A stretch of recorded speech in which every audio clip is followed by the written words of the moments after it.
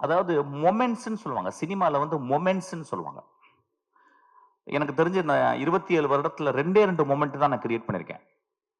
ஒரு மொமெண்ட் வந்து வெட்டி போட்டவன் இடத்துல வந்து ஒரு கிழவி வந்து பூ போடுறா. 2வது மொமெண்ட் வந்து தன் மகள் இறந்து போன பிறகு அப்பாவினுடைய சிகரெட்ட வந்து குடிக்க கூடாதுன்னு கஷ்டப்படுறான்.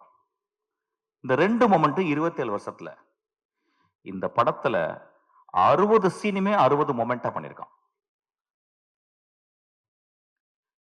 இந்த படத்தில் வந்து இயற்கைய அவன் யூஸ் பண்ணது. மனிதர்களுக்கு முன்னால இயற்கைய அவன் யூஸ் பண்ணது. ஒருவேளை நான் பேசுறது போர் அடிச்சாலும் அடிக்கலாம். பட் பரவால்ல. ஏதா பேசுறேன். ஏன்னா கொஞ்ச நேரம் பேசுறதுக்கு, கேட்கறதுக்கே போர் அடிச்சு. மச்சான் நெக்ஸ்ட் சீன் என்னன்னு போயிருது ஆக்சுவலா. நண்பர்களே,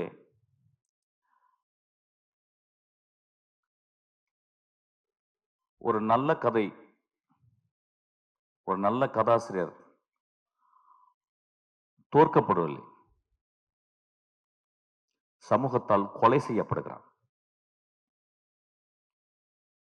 ஒரு நல்ல கதையும், ஒரு நல்ல கதாசிரியரும் அவ்வளவு பேரன்போட ஒரு சமூகத்துக்கு இந்த கதைய எழுதுனா பீச்ல ஒரு பங்களா, மிக வசதியான காரு, அதுக்கப்புறம் 100 வருஷத்துக்கு வந்து சொத்து அப்படின்னு இல்லாம இந்த கதை பண்ணா சமூகத்தின் இதயத்தை கொஞ்சோண்டு தொற்றுலாம் அப்படின்னு வினோத் பண்ணியிருக்கான்.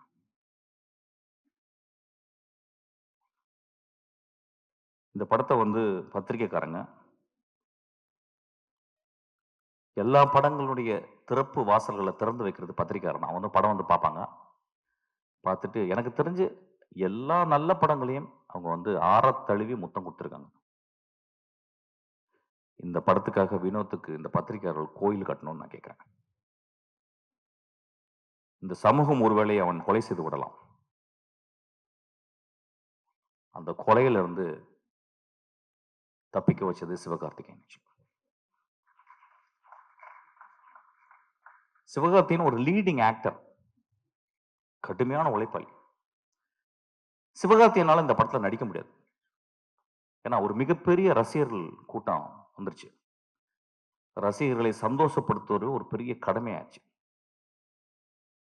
ஆனா அந்த குழந்தை, அந்த பையன், நான் மிகச்சிறந்த படைப்பு பண்ணணும்னு ஆசைப்பட்டு கூழாங்கல்ல பார்த்த உடனே, தம்பி இந்த படத்தை நான் தான் பண்ணுவேன்னு சொல்லியிருக்கான். அதுக்காக அந்த தம்பிக்கு ஒரு கோயில் கட்டணும். சிவகார்த்திகனுக்கு ஒரு குழந்தை பிறந்திருக்கு. சிவகார்த்திகனுக்கு இன்னொரு குழந்தையும் பிறந்திருக்கு. அதுதான் கொட்டுக்காளி. இந்த படத்தில் நடித்தவர்கள் அந்த அனா பென் ஒருத்தி நடிச்சிருக்கா. தெரியல, தமிழ்ல இருக்க பெண்ணுங்கள்லாம் இப்பெல்லாம் நடிக்கவே வரதில்லை நல்ல படங்களுக்கு.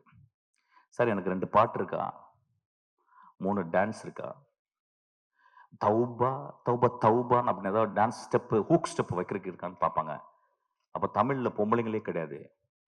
அப்ப இங்க இருந்து போயிட்டு பஸ் ஏறி போயிட்டு ஆனபெல்னு ஒரு சிறுக்கியை பிடிச்சிட்டு வந்திருக்கான். ஒரு பேய் அரக்கி அவ. அவ எத்தனை வார்த்தை பேசியிருக்கான்னா 1.5 வார்த்தை பேசியிருக்கான்னு நினைக்கிறேன். ஒரு பாட்டு வர பாடிட்டா அதுக்கு அடி, ஒரே அடி. சூரி போட்டு ஒரு மணி நேரம் அடி என்ன அடிக்கிறான் போட்டு அவள. இந்த சமூகம் அப்படித்தானே இருக்கு. ஒரு பெண் பாடக்கூடாதுல்ல. ஒரு எக்ஸ்ட்ரானரி பெர்ஃபார்மன்ஸ். அநேகமா இந்த வருஷத்தினுடைய நேஷனல் அவார்டு அந்த குழந்தைக்கு கிடைக்கணும்னு நான் வந்து ஆசீர்வாதம் பண்றேன். அதுக்கப்புறம்